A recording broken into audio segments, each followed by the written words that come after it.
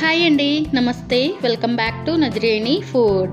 ఈరోజు నజరేణి ఫుడ్లో special recipe సరికొత్త స్టైల్లో పొట్లకాయ ఎండు రొయ్యల వేపుడు ఎలా తయారు చేయాలో మీతో షేర్ చేసుకుంటున్నాను.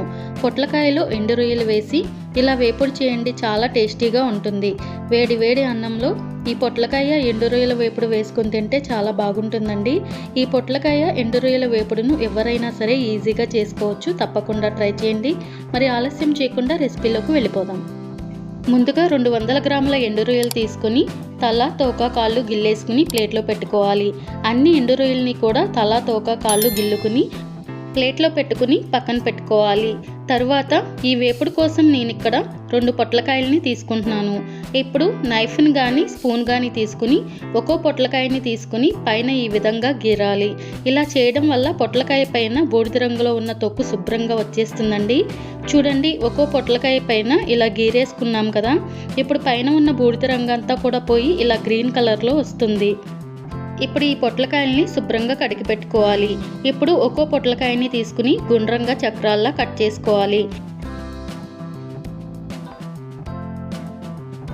చూడండి, అన్ని పొట్లకాయలని కూడా ఇదే విధంగా కట్ చేసుకున్న తర్వాత ఇప్పుడు ఈ పొట్లకాయ ముక్కల్ని ఒక బౌల్లోకి వేసుకోవాలి. బౌల్లోకి వేసుకున్న తర్వాత ఇప్పుడు ఇందులో ముక్కలు మునిగేంత వరకు కూడా నీళ్లు పోయాలండి. ఇప్పుడు స్టవ్ ఆన్ చేసుకుని కడాయిని పెట్టుకుని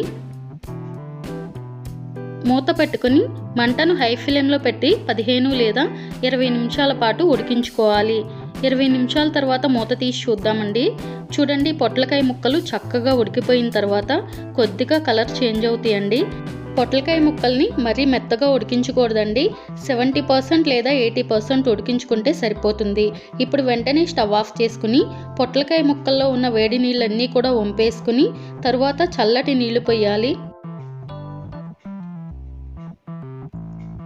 ఇప్పుడు కొద్దిగా పొట్లకాయ ముక్కల్ని చేతిలోకి తీసుకుని ముక్కల్లో ఉన్న నీళ్ళన్నీ కూడా గట్టిగా పిండేయాలండి.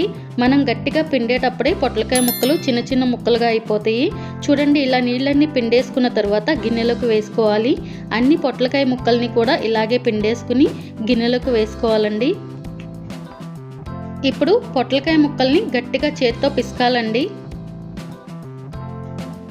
చూడండి, పొట్లకాయ ముక్కల్ని ఈ విధంగా పిసికిన తర్వాత ఈ గిన్నెను పక్కన పెట్టేసుకుందాము. ఇప్పుడు స్టవ్ ఆన్ చేసుకుని కడాయిని పెట్టుకుని 3 టేబుల్ స్పూన్ల ఆయిల్ వేసుకోవాలి. ఆయిల్ వేడైన తర్వాత ఒక పెద్ద ఉల్లిపాయ తరుగును వేసుకోవాలి. అలాగే 4 లేదా 5 పచ్చిమిరపకాయ ముక్కలు వేసుకోవాలి. పచ్చిమిరపకాయ ముక్కలు వేసుకున్న తర్వాత మీడియం ఫ్లేమ్లో ఫ్రై చేసుకోవాలండి. చూడండి, ఉల్లిపాయ ముక్కలు, పచ్చిమిర్చి ముక్కలు కొద్దిగా ఫ్రై అయిన తర్వాత ఇప్పుడు ఇందులో కొద్దిగా కరివేపాకును వేసుకోవాలి. అలాగే మనం ముందుగా గిల్లి పెట్టుకున్న రొయ్యలు తీసుకుని వేడి నీళ్ళలో శుభ్రంగా 3-4 సార్లు కడిగి వేసుకోవాలి. ఎండు రొయ్యలు వేసుకున్న తర్వాత ఆయిల్లో 3 నిమిషాల పాటు మంచిగా ఫ్రై చేసుకోవాలి. ఇలా ఫ్రై చేసుకున్న తర్వాత ఇప్పుడు ఇందులో పొట్లకాయ ముక్కలు వేసేసుకోవాలండి.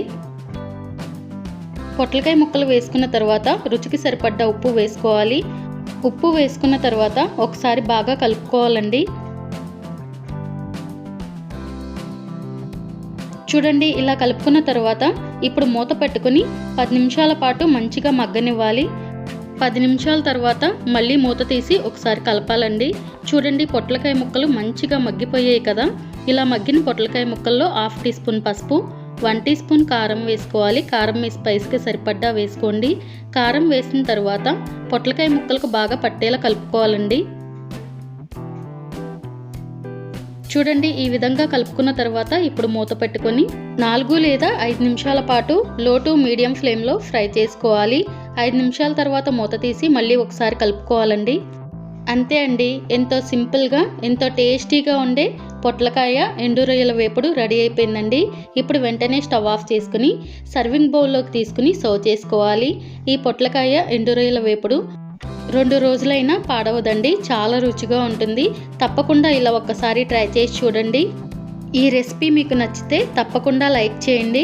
ఈ వీడియో మీకు నచ్చితే షేర్ చేసి కామెంట్ చేయండి.